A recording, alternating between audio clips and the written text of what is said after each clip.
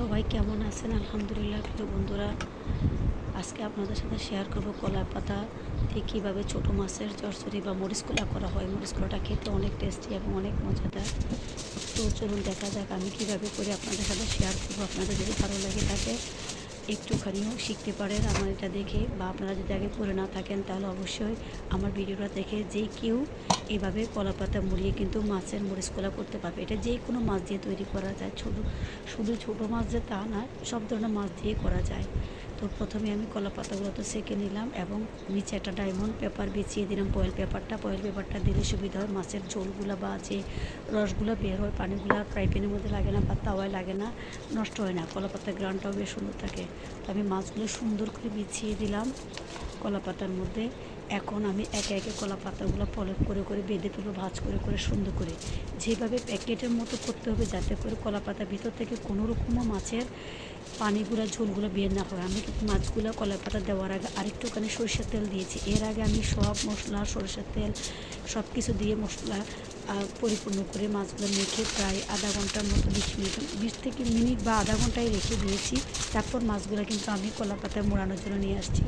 এরপর তখন আমি আরেকটু সরষের তেল দিয়ে দিলাম। এই মাছের মধ্যে কোনো রকম পানি ব্যবহার করা লাগবে না। এখান থেকে যতটুকু পানি বের হবে সেগুলিতে মাছগুলো হয়ে যাবে, আর এত সুন্দর একটা ফ্লেভার আসবে। তো আমি কলা পাতার যে উপর বোটাটা তা দিয়ে একটুখানি সুতার মতো একটু বেঁধে দিলাম, যাতে করে ভেতর থেকে কোনো কিছু বের না হয়। আপনারা দেখতেই পাচ্ছেন কোনো পানি বা কোনো ঝোল বের হয় নেই।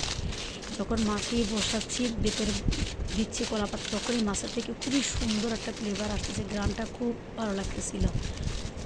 এখন আমি সুন্দর করে এটাকে আরেকটা বাদ দিয়ে দেবো কলা পাতার রশিটা দিয়েই কিন্তু। এরপর আমি একটা ফ্রাই প্যান চুলায় বসিয়ে রেখেছি। চুলায় বসিয়ে রাখা ফ্রাই প্যানটা মিডিয়াম গরম হয়ে গেছে, খুব হাই হিট দেওয়া যাবে না, মোটামুটি গরম হয়েছে, একেবারে বেশিও না একেবারে কম না। এখন আমি সুন্দর করে হাত দিয়ে চেপে চেপে এটা বসিয়ে দিলাম। যদি এটা মাটির খোলা বা মাটির তাওয়া হয় তাহলে আরও সুন্দর হয়।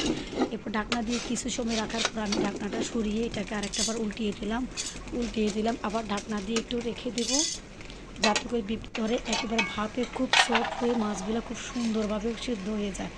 আর এখনই অনেক সুন্দর একটা গ্রান আসতেছে, মাছের ভীষণ ভালো লাগতেছে, সরষের তেল এবং কলা পাতার গ্রান। আর ফয়েল পেপারটা দেওয়ার মানে হলো যাতে পানিগুলো বেশি নিচে না পড়ে যায়, কলা পাতাও পোড়া পোড়া হবে এবং কলা পাতার গ্রানে সরষের তেল সব কিছু মিলিয়ে অসাধারণ একটা গ্রান আসতেছে। এখন মাছটা প্রায় হয়ে আসছে। আমি কলা পাতাটা রেখে দিব কড়াইতে, আর ফয়েল পেপারটা ফেলে আরেকটুখানি উল্টে পাল্টে নিলাম, রসটা টানিয়ে নিলাম, যাতে কলা পাতার গ্রানটা ভীষণ সুন্দর আসে। আপনারা দেখতে পাচ্ছেন কী সুন্দর লাগতেছে, একেবারে একটু পানি নিচে পড়ে না, খুবই সুন্দর। কলা পাতাটা পোড়া পোড়া হয়েছে এবং খুব সুন্দর হয়েছে, অনেক গরম। আমি আস্তে আস্তে খুলতেছি, কী সুন্দর ভাস্পর সাথে একটু গ্রান আসতেছে।